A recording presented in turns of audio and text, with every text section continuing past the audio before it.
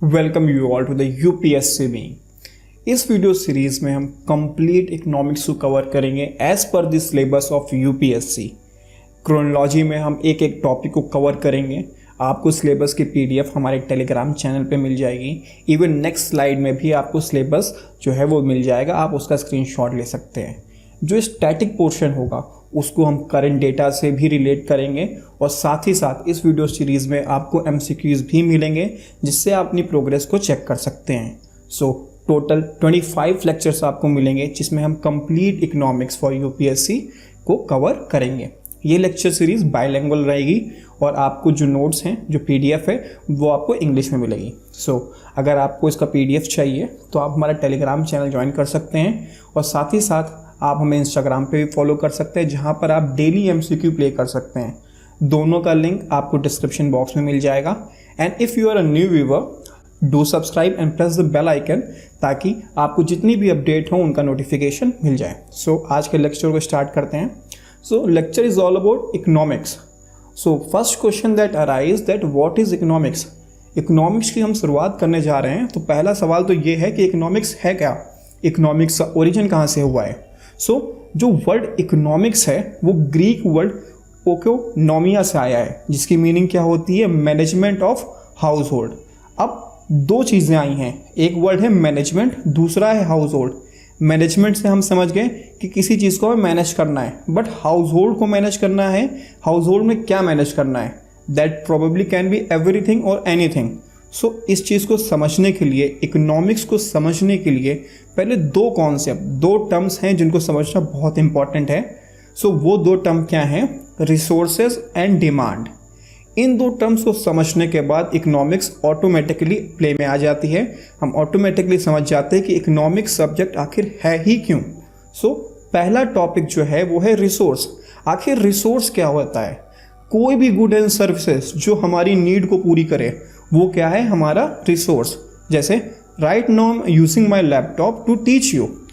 Laptop क्या है, मेरा रिसोर्स है। लैपटॉप के माध्यम से मैं आपको पढ़ा पा रहा हूँ तो ये क्या है, मेरा रिसोर्स है। आपके पास लैपटॉप या पीसी है, आप जिससे ये वीडियो देख रहे हैं, so that is your resource. Resource can be any good और any services by which you fulfil your needs. और resource can be of two type, natural as well as man made. Resource दो तरह के हो सकते हैं, प्राकृतिक या मानव निर्मित। रिसोर्स को हम एग्जाम्पल से समझते हैं। एक मिस्टर एक्स हैं, वो एक गुड कंपनी में काम करते हैं और after the shift gets over उनको घर जाना है। घर जाने के लिए वो क्या करते हैं, एक ओला कंपनी की सर्विस लेते हैं जिसके थ्रू कैब आती है, उन्हें पिक करती है और घर पे ड्रॉप करती है। इन दिस प्रोसेस जिसमें वो एक सर्विस को हायर करते हैं जो कि क्या है, एक मैन मेड सर्विस है ताकि वो घर जा सके। उनकी नीड क्या थी, उनको घर जाना था और रिसोर्स यहाँ पे क्या था, that was the service that he was taking. यहाँ पर क्या है, एक मैन मेड रिसोर्स है जो कि मिस्टर एक्स की नीड पूरी कर रहा है। देन रास्ते में क्या होता है, मिस्टर एक्स को क्या प्यास लगती है, वो एक वाटर बॉटल खरीदते हैं। यहाँ पर क्या है, एक गुड है जो मिस्टर एक्स खरीद रहे हैं जो कि क्या है, एक नेचुरल गुड है और वो गुड भी क्या है, मिस्टर एक्स की नीड को सेटिस्फाई करता है। Resources can be good, resources can be the services which satisfy your need. They can be man-made as in the earlier example. They can be also natural like in this example. These all good and services which satisfy your need are the resources. तो resources का concept clear हो गया। अब बात आती है कि resources limited हैं कि unlimited हैं, ये भी बहुत important है। एग्जाम्पल लेते हैं कि मोस्टली मैन मेड की तो हमें पता है कि हमारे पास लिमिटेड है, हमारे पास लिमिटेड मैन रिसोर्स है तो हम लिमिटेड ही प्रोड्यूस कर सकते हैं। But mostly people will argue कि जो नेचुरल रिसोर्सेज हैं जैसे कि सन है, जैसे कि वाटर है, ये क्या है, ये अनलिमिटेड है। सनलाइट आप देखेंगे तो हर वक्त रहती है, बट क्या ये सच है? सनलाइट क्या हर वक्त रहती है? दिन होता है, दिन के बाद क्या होती है, रात होती है। तो सनलाइट भी हमारे पास हर वक्त नहीं होती है। सनलाइट भी क्या है, एक तरह का लिमिटेड रिसोर्स ही है। देन पीपल विल आर्ग्यू कि वाटर जहाँ देखो वहाँ पर है, बट क्या उस वाटर को हम पी सकते हैं? अगर हम बात करें 1% से भी कम वाटर जो कि है ड्रिंकेबल कंडीशन में है और उसमें भी मोस्टली पोर्शन जो है हमारा वो ग्लेशियर्स में है। रिवर्स की कंडीशन आप देख सकते हैं इस पिक्चर में, आजकल मोस्टली यही है।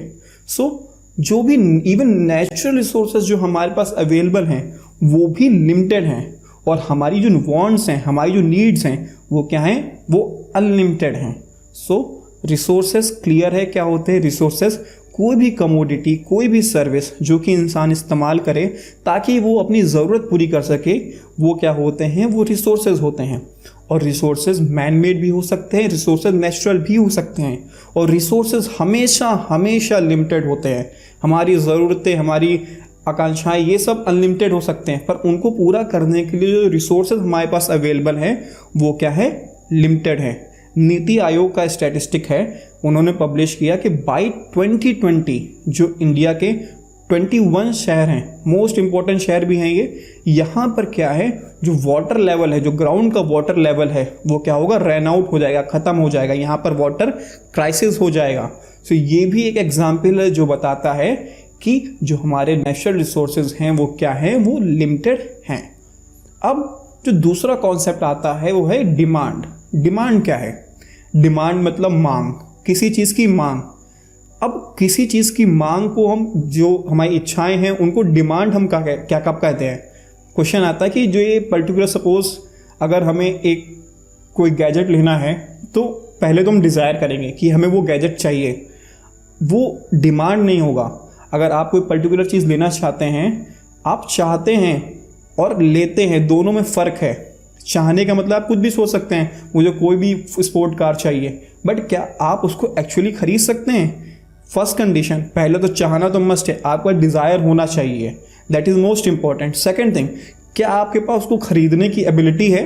सपोज आपके पास उस स्पोर्ट कार को खरीदने की एबिलिटी भी है, लेकिन थर्ड चीज़ आती है, क्या आप खरीदना चाहते हैं, यानी विलिंगनेस भी होनी चाहिए, यानी डिज़ायर भी होना चाहिए, खरीदने की आपके पास पावर भी होनी चाहिए, और साथ साथ अगर पावर है आपके पास, एबिलिटी है खरीदने की, तो उस टाइम पे आप अगर उस चीज़ को खरीद लेते हैं तो वो चीज़ की क्या होगी, आपकी वो डिमांड हो जाएगी, अन्यथा वो आपकी डिमांड नहीं होगी। So demand for any commodity और service mean the quantity of it which the consumer is willing. So first thing is कि आपको खरीदना, आपकी जो डिज़ायर है वो होनी चाहिए, और साथ साथ में आपके पास एबिलिटी भी होनी चाहिए। So the consumer is willing and has ability to buy at certain price, और उस चीज़ की जो प्राइस है वो सर्टेन होनी चाहिए, आपको पता होनी चाहिए, और during a given period of time, और एक सर्टेन टाइम पीरियड में आप उसको खरीदते हैं। तो उस चीज़ की जो आप पर्टिकुलर क्वांटिटी खरीदते हैं वो आपकी डिमांड कहलाएगी। एग्जाम्पल लेते हैं फिर से मिस्टर एक्स का, जो कि ऑलरेडी कैब यूज़ कर रहे थे। सो अब वो क्या, वो सोचते हैं चलो मैं खुद की कार ले लूँ। वो नेट पे सर्च करते हैं और वो क्या देखते हैं कि एक स्पोर्ट कार है, बहुत अच्छी है, तो उनको पसंद तो आती है, सो उनको डिज़ायर तो होती है कि ये मैं ले लूँ। फिर जब उसकी वो कॉस्ट देखते हैं तो वो पाते हैं कि उनके पास एबिलिटी ही नहीं है, उनके पास इतनी सेविंग ही नहीं है कि वो उस स्पोर्ट कार को वो खरीद सकें। सो विलिंगनेस का तो पॉइंट ही नहीं है यहाँ पर, ये क्या है, वो डिज़ायर ही बन के रह जाती है। फिर वो देखते हैं, चलो बजट कार में देखते हैं। जब वो बजट कार का सेक्शन चेक करते हैं तो भाई डिज़ायर तो उनके पास थी, खरीदना तो था उनको, अब उनके पास क्या है, एबिलिटी भी है, और एबिलिटी के साथ साथ क्या है, वो खरीदने की जो विलिंगनेस है, यानी वो खर्चा करने को भी तैयार हैं। इस केस में क्या है, वो डिमांड कहलाएगी। और अगर वो सपोज नहीं खरीदने की विलिंगनेस भी नहीं है, एबिलिटी भी है, और पर खर्चा नहीं करना चाहते हैं, उस केस में वो सिर्फ एक डिज़ायर बन के रह जाएगी। So the concept of demand and the concept of resources clear. Resources क्या होते हैं, जो हमारी डिमांड है उनको पूरा करने के लिए कोई भी गुड एंड सर्विसेज जो कि पर्सन इस्तेमाल करता है वो हमारे रिसोर्स हैं। रिसोर्स नेचुरल भी हो सकते हैं, रिसोर्स मैन मेड भी हो सकते हैं। अब पॉइंट आता है इकोनॉमिक्स का। सो इकोनॉमिक्स का रोल आता है इन रिसोर्सेज को ही मैनेज करने में। और कैसे मैनेज करने में, इकोनॉमिक्स फॉर्मुलेट करती है इकोनॉमिक पॉलिसीज़, जिनकी वजह से हम, जिनकी मदद से इन रिसोर्सेज को यूज़ कर पाते हैं इन अ इफिशिएंट मैनर, एकदम पूरी तरीके से एक ऑप्टिमम वे में हम यूज़ कर पाते हैं रिसोर्सेज को, ताकि हम ह्यूमन वेलफेयर और साथ साथ में जो प्रॉफिट मैक्सिमाइजेशन है दोनों को ही कर सकें। सो इकोनॉमिक्स क्या है, economics is the study of how people in a system allocate scarce resources for the purpose of production, exchange, consumption and distribution both individually and collectively। अगर मैं सिंपल लैंग्वेज में समझाऊँ आपको तो इकोनॉमिक्स साइंस की वो शाखा है, economics is that branch of science that formulate economic policies, जो कि इकोनॉमिक पॉलिसीज बनाती है ताकि ये जो स्केर्स रिसोर्सेज हैं हमारी इकोनॉमी में, उनको बेहतर ढंग से और पूरे अच्छे तरीके से इस्तेमाल किया जा सके, ताकि वेल्थ क्रिएशन भी हो सके और साथ साथ में ह्यूमन वेलफेयर भी हो सके। इकोनॉमिक्स को हम दो हिस्सों में डिवाइड करते हैं, माइक्रो इकोनॉमिक्स और मैक्रो इकोनॉमिक्स। आई होप आपको इकोनॉमिक्स जो सब्जेक्ट है वो क्लियर हो गया होगा। आपको बेसिक टर्म जैसे डिमांड क्या है, रिसोर्सेज क्या हैं, ये क्लियर होंगे। सो अगर आपको अभी भी कोई क्वेरी है तो आप कमेंट डाउन कर सकते हैं। Moving towards some other concept which are important for you. First thing is, who is the father of economics? So Adam Smith, इनको फादर ऑफ इकोनॉमिक्स कहा जाता है। फादर क्यों कहते हैं किसी को? बिकॉज अगर किसी पर्सन के ही एफर्ट से कोई चीज़ ओरिजिन में आती है, इस वजह से ही फादर कहते हैं उसे। सो इनकी ही एक किताब की वजह से जो इकोनॉमिक्स का एग्जिस्टेंस आया था एज अ सेपरेट सब्जेक्ट। इससे पहले भी वो इकोनॉमिक्स को आर्ट में, फिलॉसफी में हम पढ़ते थे, but as a separate subject पहली बार एडम स्मिथ में इसका मेंशन किया अपनी किताब में, जो कि 1776 में पब्लिश हुई थी, और उसका नाम था an inquiry into nature and causes of the wealth of nation, जो कि स्कॉटलैंड, ग्रेट ब्रिटेन में पब्लिश हुई थी। और इस वजह से हम एडम स्मिथ को फादर ऑफ इकोनॉमिक्स भी कहते हैं। Moving toward next term, that is basic unit. एक जो समान इकाई है उसे क्या कहते हैं? समान इकाई क्या होगी या हमारी बेसिक यूनिट क्या होगी? जैसे हमारी बॉडी में जो सेल है वो सारे सेल एक जैसे हैं, उनकी प्रॉपर्टीज एक जैसी है।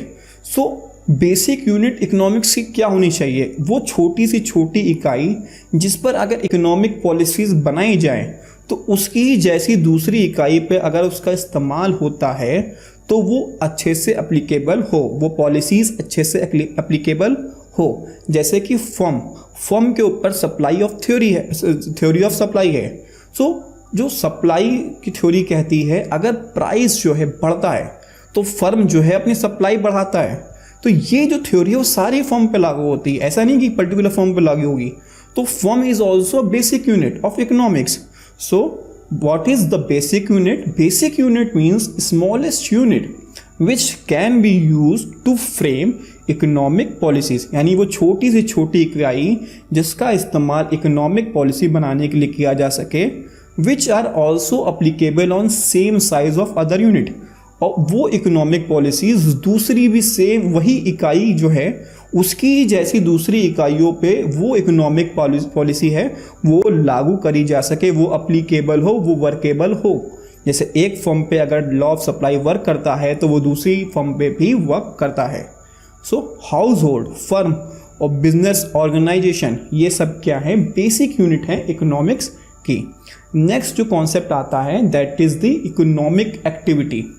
इकोनॉमिक एक्टिविटी क्या होती है?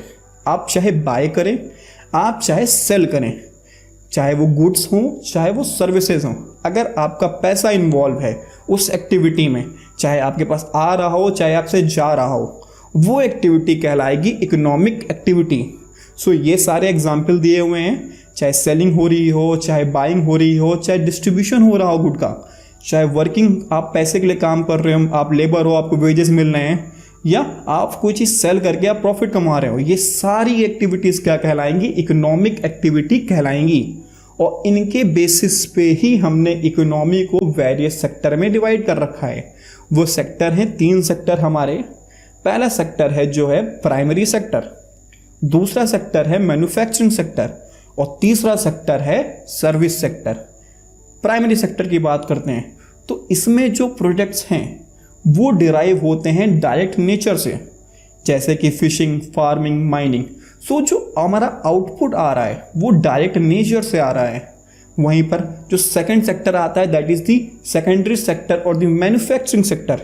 ये इसमें जो प्राइमरी सेक्टर का जो आउटपुट है वो एज अ इनपुट लेते हैं हम, यानी जो प्राइमरी सेक्टर ने पैदा किया वो मैन्युफैक्चरिंग ने ले लिया और फिर उसको प्रोसेस करके मशीनों से हमने एक फिनिश्ड गुड बना दिया। जैसे car factory, bravery, flour mill. Flour mill क्या हुआ? हमने यहाँ से गेहूँ लिया और यहाँ पर आटा बना दिया। तो यहाँ पर क्या करते हैं, मशीनों का इस्तेमाल करके जो प्राइमरी का आउटपुट होता है उसको यूज़ करके एक फिनिश्ड प्रोडक्ट बनाते हैं। फिर हमारा जो लास्ट सेक्टर आता है जो है सर्विस सेक्टर। ये सर्विस सेक्टर बाकी सेक्टर्स को सपोर्ट करता है, जैसे कि banking, retail shops and restaurant, ये इसके प्राइम एग्जाम्पल हैं। सो ये 3 सेक्टर हैं हमारी इकोनॉमी में, जो कि on the basis of economic activity are divided. Economic activity के बेसिस पे ये 3 सेक्टर हैं हमारी इकोनॉमी में, जिनको हमने डिवाइड कर रखा। अब इनका कंट्रीब्यूशन क्या है जीडीपी में? जीडीपी में कंट्रीब्यूशन देखेंगे हम देखेंगे हमारा लेबर इनमें कितना एम्प्लॉय है, कितने परसेंटेज ऑफ लेबर कहाँ कहाँ एम्प्लॉय है।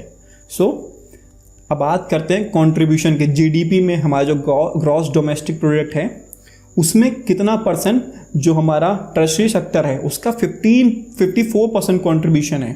जो सेकेंडरी सेक्टर है वो सेकंड नंबर पे आता है कंट्रीब्यूशन में 30%, और जो प्राइमरी सेक्टर है उसका सिर्फ 16% कंट्रीब्यूशन है। अब बात करते हैं एम्प्लॉयमेंट की, कि हर सेक्टर ने कितने परसेंट ऑफ पॉपुलेशन को एम्प्लॉय कर रखा है। आप देखेंगे जो प्राइमरी सेक्टर है, यानी जहाँ से नेचुरल गुड आप ड्राइव करते हो, उस सेक्टर का कंट्रीब्यूशन तो सबसे कम है, बट एम्प्लॉयमेंट सबसे ज़्यादा है। यहाँ पर जो एम्प्लॉयमेंट रेट है वो पॉपुलेशन का 47% पीपल को वो अपने अंदर एम्प्लॉय करता है, वो जॉब ऑफर करता है। वहीं पर अगर आप देखेंगे जो टर्शियरी सेक्टर है, जिसने सबसे ज़्यादा जीडीपी में कंट्रीब्यूशन किया है एम्प्लॉयमेंट के मामले में, वो 31% पे आता है। वहीं पर सेकेंडरी सेक्टर जो कि सेकंड नंबर पे था कंट्रीब्यूशन में, वो एम्प्लॉयमेंट में लास्ट नंबर पे आता है। सबसे कम जो पीपल एम्प्लॉयड हैं वो सेकेंडरी सेक्टर में एम्प्लॉयड हैं। सो ये हमारे जो सेक्टर्स हैं, वेरियस सेक्टर हैं, उनका जीडीपी में क्या कंट्रीब्यूशन है, उनका एम्प्लॉयमेंट जनरेशन में क्या कंट्रीब्यूशन है हमारी इकोनॉमी में, ये उसका करंट स्टैटिस्टिक है। Moving toward next slide. ये जो स्लाइड है आप इसमें देख रहे हैं, ग्राफ है जिसमें तीनों सेक्टर का जो कंट्रीब्यूशन है जीडीपी में सिंस इंडिपेंडेंस एंड टुवर्ड 2014, आपको करंट डेटा दे दिया है, आप उसको उसमें ऐड ऑन कर सकते हैं। सो इस ग्राफ में आप क्या नोटिस करेंगे कि जो एग्रीकल्चर है, जब हमारी इकोनॉमी, जब हमको आज़ादी इंडिपेंडेंस मिली थी, उस टाइम पर जो 50+% था इसका, वो कॉन्टीन्यूसली डिक्लाइन हुआ, लगातार क्या है, गिरा है, और आज वो करीबन लेस देन 20% पे आ गया उसका जीडीपी में कंट्रीब्यूशन।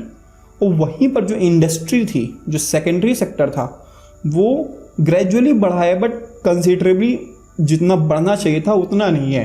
वो अभी भी 25+ है, जो कि आपने लास्ट स्टैटिस्टिक में देखा कि सेकेंडरी सेक्टर का कंट्रीब्यूशन अप्रॉक्स 30% हो चुका है करंट डेटा में। सो ये अप्रॉक्स डबल हो गया है। बट वहीं पर जो डिक्लाइन है जो कि प्राइमरी सेक्टर का, वो कई फोल्ड है। अब सबसे जो अच्छा जो इम्प्रूवमेंट हुआ है वो है सर्विस सेक्टर में, जो कि 30+ था, और आज वो अप्रॉक्स हमारा करंट में है 54%। मोर देन 50% जो जीडीपी का कंट्रीब्यूशन आ रहा है वो हमारा टर्शियरी सेक्टर से आ रहा है, वो हमारा सर्विस सेक्टर से आ रहा है। So that's all for today's lecture. आपको इस लेक्चर का वीडियो का PDF जो है वो आपको टेलीग्राम ग्रुप पे मिल जाएगा, उसका लिंक डिस्क्रिप्शन बॉक्स में है। Do subscribe. आपकी जो भी क्वेरी है आप उसको कमेंट डाउन कर सकते हैं। We will try to answer each and every query, and we will meet with second lecture in next week. That's all for today. Stay home, stay safe. Thank you.